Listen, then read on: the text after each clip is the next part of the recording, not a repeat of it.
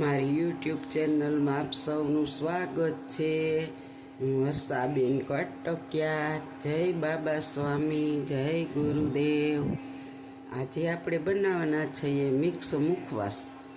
તો ચાલો આપણે હવે રેસીપી શરૂ કરીશું. જો આપણે ગેસ ઓન કરીશું અને આપણે કઢાઈમાં ઘી લેશું. થોડું ગરમ કરેલું, થોડું બોઈલું. આપણે જો ઘી ગરમ મૂકી દીધું છે. હવે આપણે ઘી ગરમ થઈ જાય ત્યાં સુધી આપણે રાહ જોશું. જો આપણું ઘી ગરમ થઈ ગયું છે, હવે આપણે એની અંદર પહેલાં જોઈ કે હા આપણું તેલ સરસ આવી ગયું છે. ઘી તેલ નહીં, થોડી થઈ ગઈ. જો આપણું ઘી આવી ગયું છે, એની અંદર આપણે આમ ગોઠલીને આછી કતરણ છે ચૂરો, એને આપણે આવી રીતે કરી લેવાનું છે. આપણે નાખશું ને ઘી આવી જાય એટલે આ બધું માથે આવી જશે અને એટલો મસ્ત બની જશે.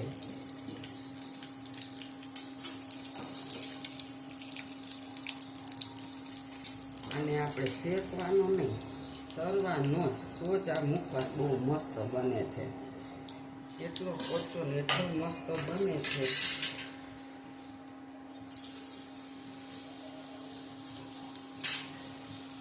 ઘી આવી જાય ને પછી તમે જાજો નાખો ને, જો તરે ઉપર આવવા માંડો, તમે જોઈ શકો છો કેવી સરસ ઉપર આવીને ધોળી બગલાની પાંચ જેવી કતરણ થઈ ગઈ. જો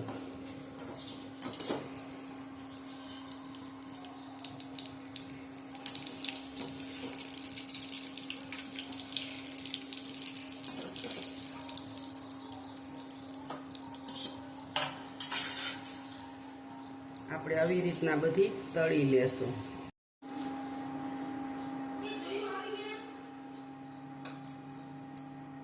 હવે આપણી ગોઠલી તળાઈ ગઈ છે. આપણે એની માથે સંચર પાવડર નાખી દઈશું. તો તમે જોઈ શકો છો. અને આપણે આને મસ્ત બનાવી લઈશું. હાલો, ગોઠલી તળાઈ. હવે આપણે કઢાઈની અંદર ફરીથી ગેસ કરીશું.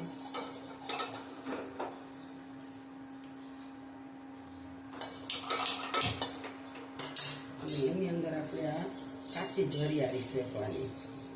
જો આ વરિયાળીને આપણે હળદર મીઠા વાળીને ખારી કરીએ તો આપણે ગોઠલીનો મુખવાસ તો મીઠું નાખીને બાફેલો હોય, પ્લસ પાછું એમાં આપણે સંચર પાવડર છાંટી, એટલે આપણે આ વરિયાળીને સાવ કોરી શેકવાની છે. શેકાઈ જશે એટલે એનો સ્વાદ બે ગણો વધી જશે અને મસ્ત આપણા મુખવાસમાં એ સરસ પડી જશે.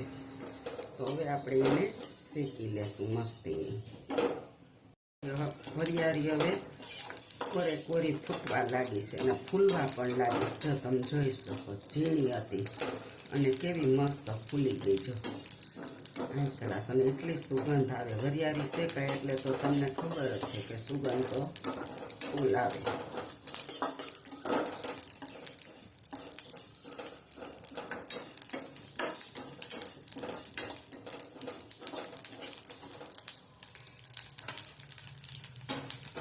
હવે આપણી વરિયાળી શેકાઈ ગઈ છે અને આપણે એને કાઢી લેશું ગોઠલી ભેગી તે.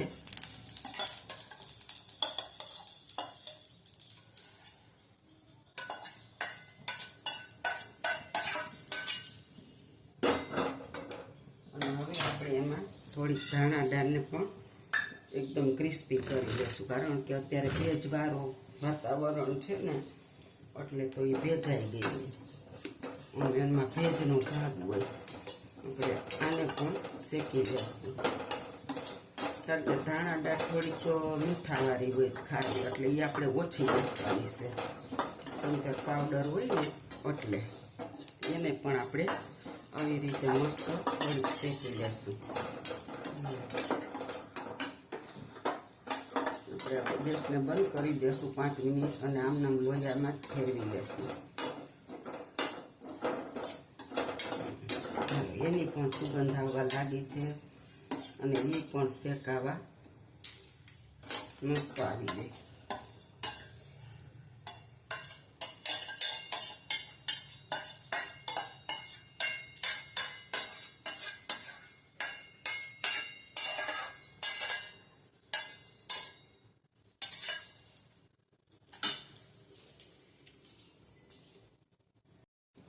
આપણે ગેસ ચાલુ કર્યો છે અને પાછી કઢાઈ મૂકી છે.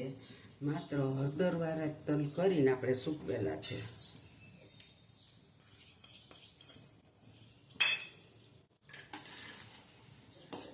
તો હળદરને પણ આપણે હવા ઉડે એટલા શેકી લેશું.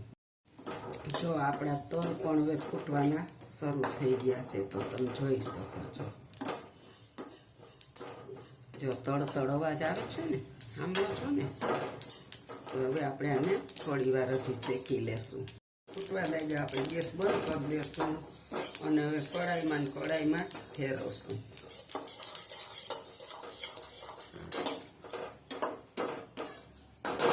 જો આપણા તલ પણ ક્રિસ્પી થઈ ગયા છે. હવે આપણે એને આના ભેગો મિક્સ કરી દઈશું.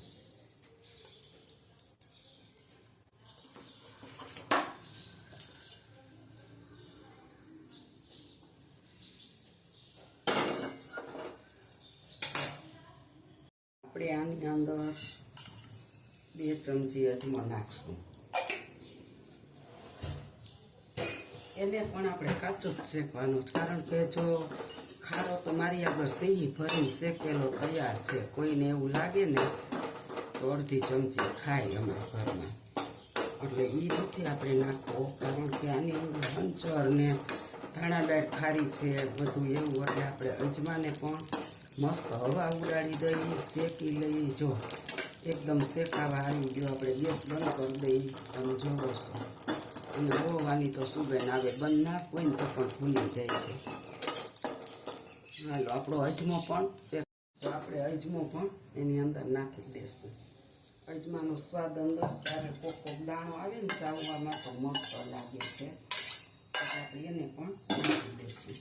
અને હવે આપણે મુખવાસને મિક્સ કરી લેશું. એથી ધગે જ બહુ અને એટલો સરસ થઈ જશે ઘીવાળો મસ્ત. હવે આપણે એને મિક્સ કરી લઈશું. આપણે મિક્સ કરી લીધો છે મુખવાસ, તો તમે જોઈ શકો છો આપણો મુખવાસ તૈયાર થઈ ગયો છે બની મસ્તનો. એકદમ ક્રિસ્પી મસ્ત આપણો મુખવાસ તૈયાર છે. જો અમારા મુખવાસની રેસીપી સારી લાગે તો લાઈક કરજો, શેર કરજો, બેલ લાઈક બટન દબાવવાનું ભૂલતા નહીં. અને શેર કરવાના કે લાઈક કરવાના પૈસા બેસતા નથી, માટે શેર કરજો, લાઈક કરજો. આવજો. જય બાબા સ્વામી. મુખવાસ બહુ મસ્ત બન્યો. તમે પણ આવી રીતે આ જે ઘી દેખાય છે ને બધું હમણાં ગોઠલી એક ચૂપ કરી લે અને પી જશે, અને સાવ કોરો જ થઈ જશે મુખવાસ. કારણ કે હું તો અવારનવાર કરું છું, મને ખબર ગોઠલી સાવ કોરી થઈ જતી હોય છે. આવજો. જય બાબા સ્વામી. જય ગુરુદેવ.